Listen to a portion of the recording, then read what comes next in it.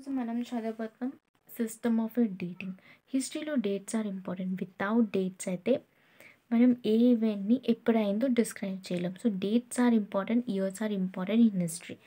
So అది important కాబట్టి దాని టైం లైన్ని డిసైడ్ చేయాలనుకుంటే కూడా వెరీ చాలా జాగ్రత్తగా చేయాలి. సో ఏం చేశారంటే మోస్ట్లీ మన హిస్టరీని ఇన్ఫ్లుయెన్స్ ఎక్కువగా చేసింది యూరోపియన్స్. సో ఆబ్వియస్లీ యూరోపియన్స్ వీళ్ళందరూ జీసస్ క్రైస్ట్ని ఎక్కువగా ఇష్టపడతారు, అంతే కదా. సో వాళ్ళు ఏం చేశారంటే జీసస్ క్రైస్ట్ని పుట్టినప్పటి నుంచి ఏడి అంటే ఏడి అని మనం అనుకుంటాం, అంటే ఎనా డామినీ. ఓకే, అండ్ జీసస్ క్రైస్ట్ పుట్టక ముందుని కూడా హిస్టరీ ఉంది కదా. సో ఆ హిస్టరీ అందరినీ బీసీ అంటే బిఫోర్ క్రైస్ట్ అని పిలుస్తాం. ఓకే, మనం ఎలా ఉగాది అనుకుంటాం యుగానికి స్టార్ట్ డే అనేసి, అలానే వీళ్ళు జీసస్ క్రైస్ట్కి బార్న్కి ఫస్ట్ డే అనుకున్నారు. ఓకే, సో అప్పటి నుంచి హిస్టరీని మనం అంతా ఏడి అని అంటే పిలుస్తాము. అంటే ఇప్పుడు ఏమైనా జీసస్ క్రైస్ట్ పుట్టిన తర్వాత ఏమి జరిగినా మనం దాని పక్కన ఏడి అని పెడతాం. లైక్ ఏదైనా ఎగ్జాంపుల్,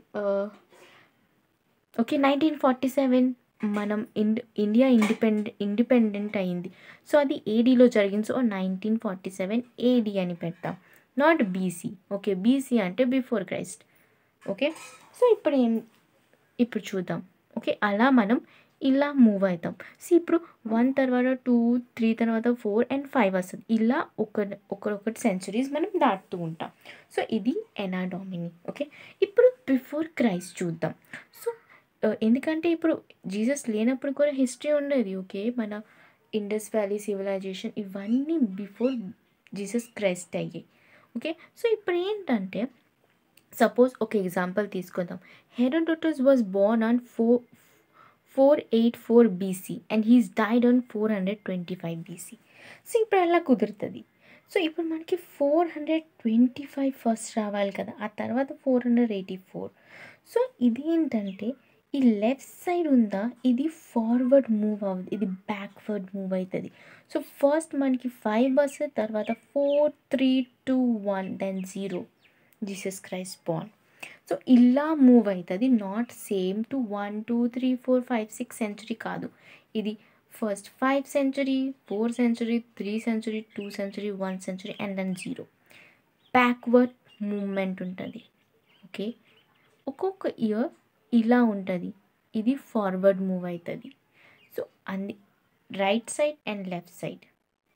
అండ్ ఇప్పుడు ఇంక కొత్తగా ఒక కాన్సెప్ట్ ఏం వచ్చిందంటే వై జీసస్ క్రైస్ట్, మేము జీసస్ క్రైస్ట్ని ఎందుకు అనుకోవాలి, మేము అలా అనుకోమని కొంతమంది అన్నారు.